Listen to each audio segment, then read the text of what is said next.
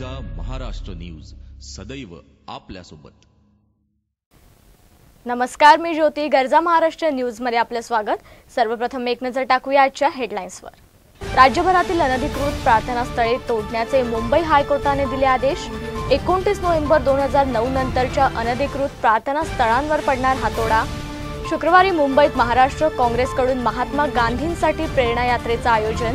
यात्रेत काँग्रेसचे दिग्गज नेते उपस्थित। आणि जळगावमध्ये एका दुकानातून गॅस गळती झाल्याने परिसरातील अनेक नागरिकांना झाला त्रास। सुमारे 50 ते 60 नागरिकांना जळगाव सिव्हिल हॉस्पिटलमध्ये करण्यात आलं भरती। गर्जा महाराष्ट्र न्यूज सदैव आपल्यासोबत। आता बातम्या विस्तृतपणे। राज्यभरातील अनधिकृत प्रार्थनास्थळे तोडण्याचे आदेश मुंबई हायकोर्टाने दिलेत। यामुळे आता 29 नोव्हेंबर 2009 नंतरच्या अनधिकृत प्रार्थनास्थळांवर हातोडा पडणार आहे। वास्तविक या संदर्भातला निर्णय 5 मे 2011 रोजी तत्कालीन सरकारने घेतला होता। मात्र सरकार अंमलबजावणी न करता केवळ कागदोपत्री कारवाई न्यायालयाकडे सादर करत होतं, असंही आज याचिकाकर्त्यांनी न्यायालयाच्या निदर्शनास आणून दिलं। 5 मे 2011च्या GR नुसार हायकोर्टाने हा आदेश दिलाय। या शासन निर्णयानुसार कारवाई करण्यात येत नव्हती। यामुळे सोसायटी फॉर पास्ट जस्टिस या संस्थेने याचिका केली होती। या याचिकेवर निर्णय देताना संबंधित व्यक्तींना न्यायालयाने प्रतिज्ञापत्र सादर करण्याचेही आदेश दिलेत। तसेच हा मुद्दा संवेदनशील असल्यामुळे हे काम करत असताना पोलिसांनी योग्य ते संरक्षण पालिका अधिकाऱ्यांना द्यावं, असंही कोर्टाने सांगितलंय। राज्यभरात या घडीला एकूण 17,614 अनधिकृत प्रार्थनास्थळे आहेत, ज्यापैकी एकट्या मुंबईत 741 प्रार्थनास्थळे आहेत। यामुळे कोर्टाच्या आदेशानंतर आता या सर्व धार्मिक स्थळांवर हातोडा पडणार आहे। शुक्रवारी मुंबईत महाराष्ट्र काँग्रेसकडून महात्मा गांधींसाठी प्रेरणा यात्रेचं आयोजन करण्यात आलं होतं। यात्रेत काँग्रेसचे दिग्गज नेते उपस्थित होते। ही प्रेरणा यात्रा गांधीजींच्या स्मरणार्थ आयोजित करण्यात आली होती। 9 जानेवारी या दिवशी गांधीजी साऊथ आफ्रिकेहून मुंबईत आले होते। ही यात्रा गेटवे ऑफ इंडिया ते मंत्रालय अशी काढली गेली। महात्मा गांधी दिनांक 9/1/1915 या दिवशी साऊथ आफ्रिकेहून मुंबईला आले होते आणि काल या घटनेला 100 वर्षे पूर्ण झाली। म्हणूनच या प्रेरणा यात्रेचं आयोजन करण्यात आलं होतं। ज्यावेळी काँग्रेस प्रदेशाध्यक्ष माणिकराव ठाकरे होते, तेव्हा त्यांनी या प्रेरणा यात्रेबाबतीत घोषणा केली होती। मात्र काँग्रेसच्या अनेक नेत्यांनी याचा विरोध केला होता। शुक्रवारी आयोजित प्रेरणा यात्रेला काँग्रेसच्याच अनेक दिग्गज नेत्यांनी उपस्थिती लावली होती, जसे की दिग्विजय सिंग, मोहन प्रकाश, माजी मुख्यमंत्री पृथ्वीराज चव्हाण हेही उपस्थित होते। कोणे एकेकाळी गांधीजींनी सत्याग्रह आणि अहिंसा या प्रभावी हत्यारांचा वापर करत देशाला स्वातंत्र्य मिळवून दिलं। गांधीजी ज्यावेळी दक्षिण आफ्रिकेहून मुंबईत आले, त्यावेळी त्यांनी सत्याग्रह आणि अहिंसा हे दोन्ही हत्यार भारतीयांना दिलं, असं वक्तव्य काँग्रेस नेते मोहन प्रकाश यांनी केलंय। तसेच त्यांना भाजप सरकारबद्दल विचारले असता त्यांनी भाजप सरकारवर घणाघून टीका केली। भाजप सरकार हे गरिबांच्या, गावांच्या आणि शेतकऱ्यांच्या विरोधात आहे। त्यांच्याकडून आपण काय अपेक्षा करू शकतो, असेही ते म्हणालेत। तर पाहूयात त्यांनी काय प्रतिक्रिया दिली आहे।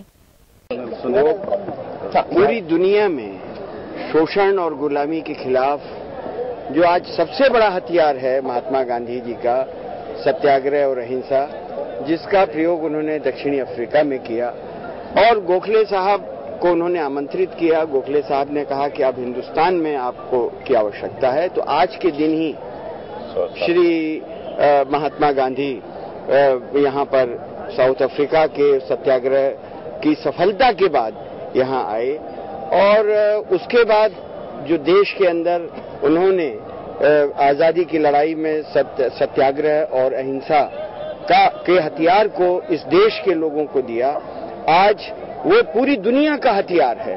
और श्रीमती सोनिया गांधी जी के कारण संयुक्त राष्ट्र 2 अक्टूबर को जो पूरे दुनिया में अहिंसा दिवस के रूप में मनाया जाता है, ये एक बड़ी उपलब्धि पूरी दुनिया में है। नहीं, उसके लिए भी सबसे पहले हम चाहते हैं और हमने एक टोल फ्री नंबर भी दिया हुआ है। जहां जहां भी है हमारी टीम जो है विभागीय स्तर पर किसानों के पास जा रही है।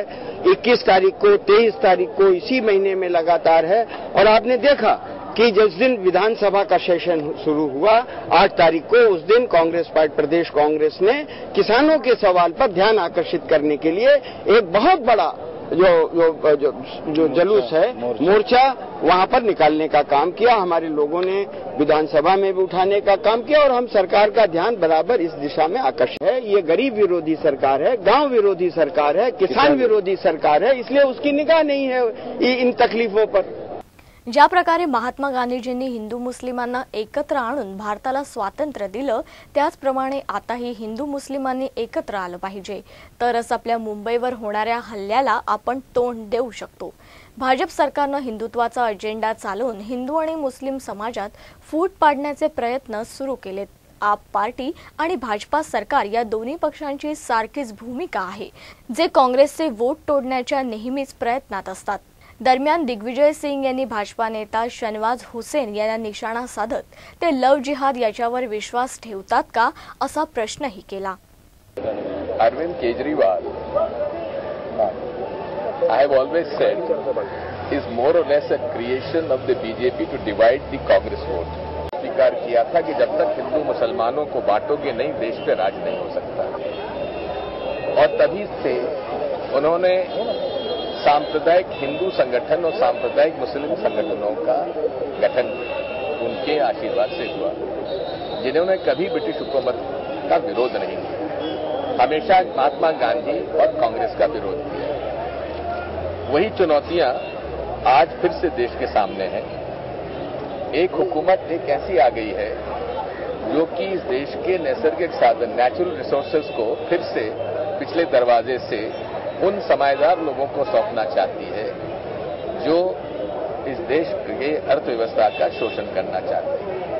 देश में अमीर और गरीब की जो बीच की खाई है वो बढ़ेगी। इसी प्रकार से जिस प्रकार से ब्रिटिश हुकूमत ने हिंदू मुसलमानों को बांट के राजनीति की थी, वही राजनीति आज एक तरफ भारतीय जनता पार्टी, संघ और हिंदू महासभा कर रही है और दूसरी तरफ असद ओवैसी और याकूब कुरैशी जैसे लोग कर रहे हैं। ये हमेशा से धार्मिक उन्माद फैलाने वाले कम्युनल विचारधारा, चाहे संघ की हो, चाहे महासभा, हिंदू महासभा की हो, चाहे ओवैसी जी के MIM के संगठन की हो या याकूब कुरैशी जैसे लोगों की हो, ये विचारधारा एक दूसरे की पूरक है। सबको नौकरियां मिल जाएंगी और पाकिस्तान से सख्ती से निपटा जाएगा, वो वादे अब पूरे नहीं कर पा रहे हैं। इसलिए जनता का ध्यान बांटने के लिए उन्होंने फिर से अपना हिंदुत्व का एजेंडा, जो छुपा हुआ एजेंडा था, वो सामने ले आए हैं। मैंडेट है सबका साथ सबका विकास, लेकिन एक्चुअली जो उनका रियल हिडन एजेंडा है वो है धार्मिक उन्माद। बातमी आहे जळगावमधून। जळगाव शहरातील गुलाबबाबा नगर मेहरुण येथे काल एका भंगार विक्रेत्याच्या दुकानातून गॅस गळती झाल्याने परिसरातील अनेक नागरिकांना त्रास झाल्याने सुमारे 50 ते 60 नागरिकांना जळगाव सिव्हिल हॉस्पिटलमध्ये भरती करण्यात आलंय। भंगारातून विकत घेतलेल्या सिलेंडरमधून क्लोरीन वायू गळती झाल्याचं निष्पन्न झालंय। गुलाबबाबा नगर इथल्या भंगार व्यावसायिक जब्बार पटेल यांनी भंगारात विकत घेतलेल्या सिलेंडरमधून क्लोरीन गॅस गळती झाली। या परिसरात गॅसचा तीव्र वास सुटल्याने नागरिकात खळबळ माजली होती। अनेकांना मळमळणे, श्वास गुदमरणे, खोकल्याचा त्रास सुरू झाला। सुमारे 50 ते 60 जणांना तातडीने जवळच्या सिव्हिल रुग्णालयात दाखल करण्यात आले। दरम्यान घटनास्थळी दाखल झालेल्या अग्निशमन दलाच्या काही जवानांनाही या क्लोरीन वायू गळतीचा त्रास झाल्याने त्यांनाही रुग्णालयात दाखल करावं लागलं। भंगार आता उसमें डाले, वो फेंकते टाइम उसका जो वायल आता ना वो फट गया, हो ये हो गया, जो उसका वायर ऊपर का जो आता वो टूट गया, उससे गैस बाहर निकल गई। अब अपने को पता नहीं क्या है क्या नहीं है। जळगाव जिल्ह्यातील गुलाबबाबा नगरमध्ये एका भंगाराच्या दुकानातील सिलेंडर एका भंगारवाल्याकडे आलं होतं। ते भंगारवाल्याचे सिलेंडर त्यांनी ते ओपन झालं सिलेंडर, त्यांनाही माहीत नव्हतं की कुठून सिलेंडर आलं काय नाही। आपल्याकडे ॲडमिट पण झालेला आहे तो, जो स्वतः भंगारवाला आहे तो, त्यांनी सांगितलं की तो सिलेंडर बंगारामधून मिळालं होतं ते लीक झालं. त्याच्यानंतर सगळीकडे त्याचं ते वाफा वगैरे पसरल्या आणि सर्व लोकांना त्रास व्हायला लागला, दम्याचा, अस्वस्थ वाटू लागले, काही लोकांना उलट्या होण्यासारखं परिस्थिती निर्माण झाली आणि अशा परिस्थितीमध्ये 40 ते 50 लोक आमच्या सिव्हिल हॉस्पिटलमध्ये ॲडमिट झाले. आम्ही कॅज्युअल्टीमध्ये ॲडमिट केले.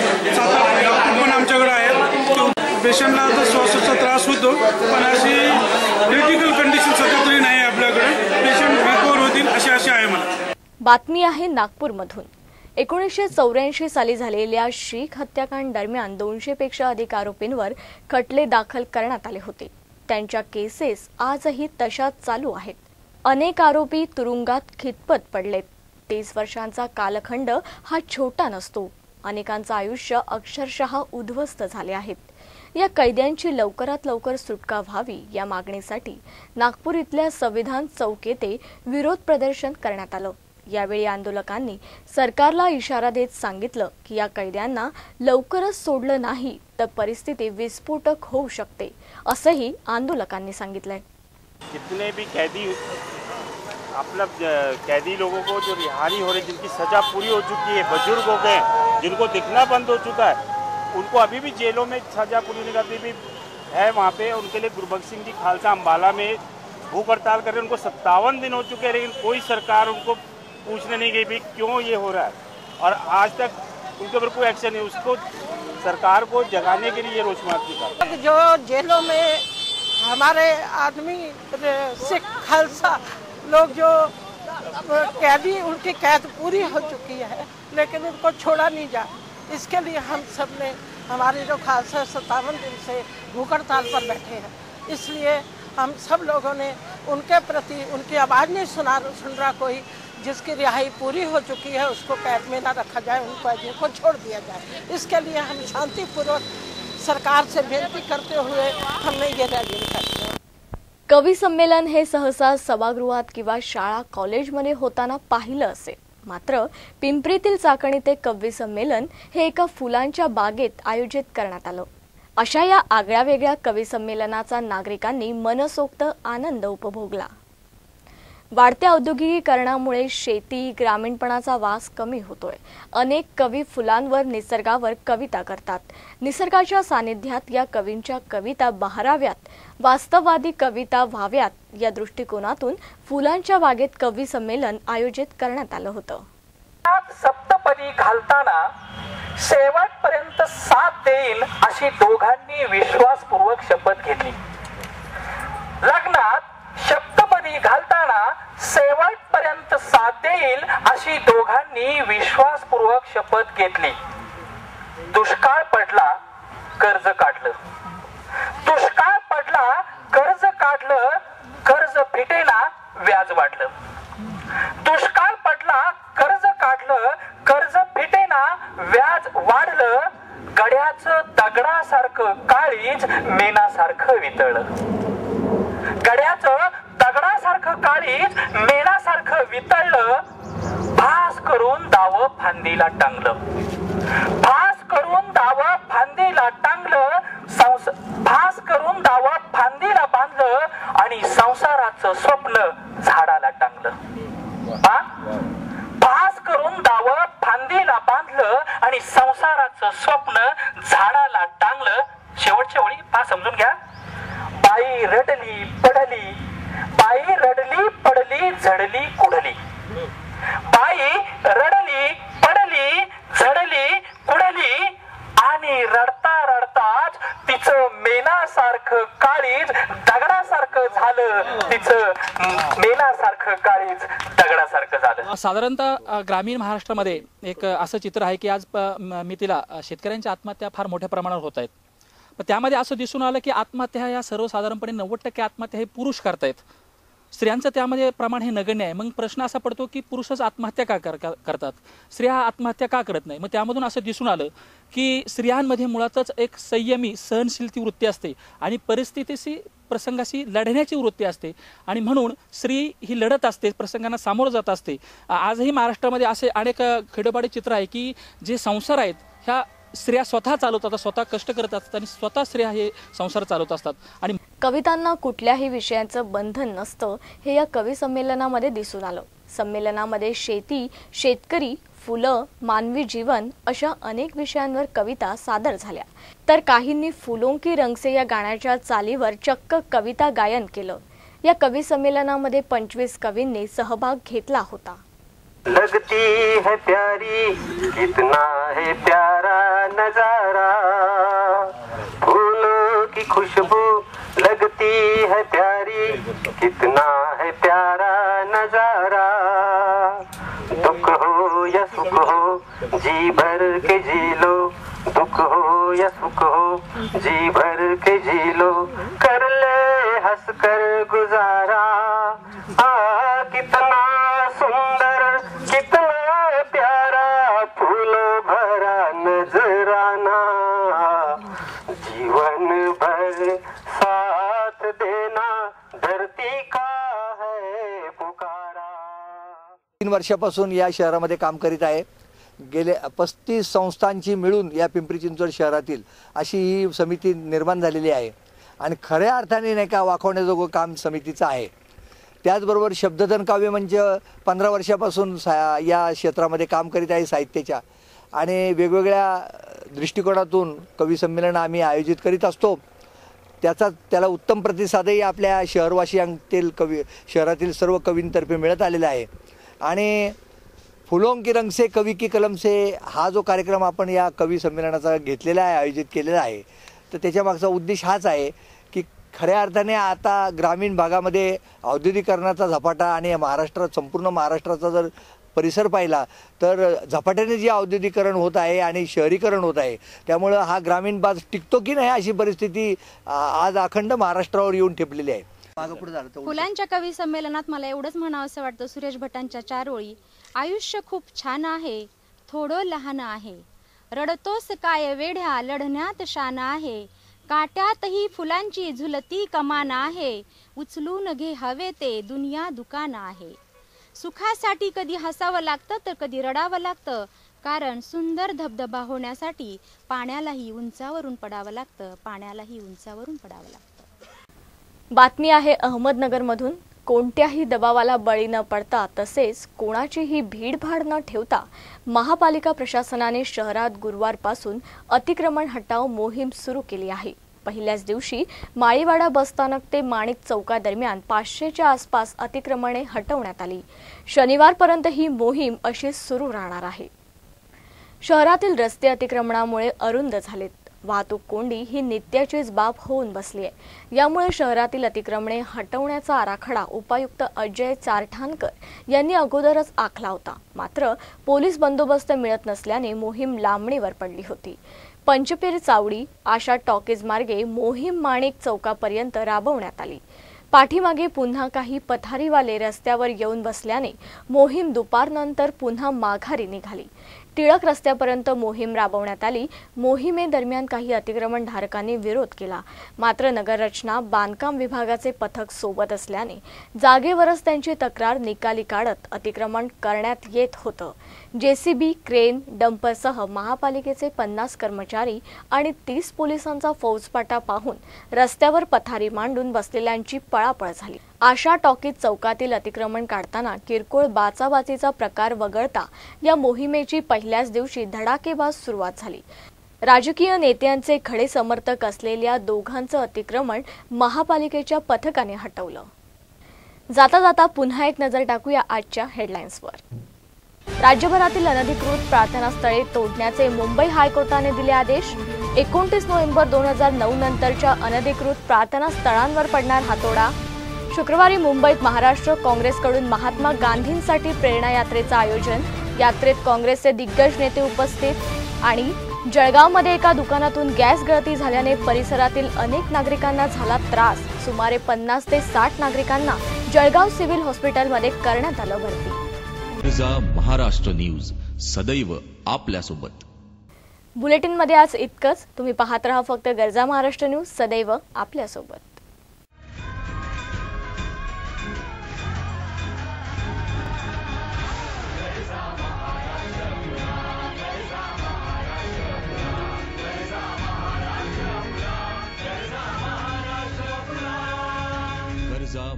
महाराष्ट्र न्यूज सदैव आपल्यासोबत.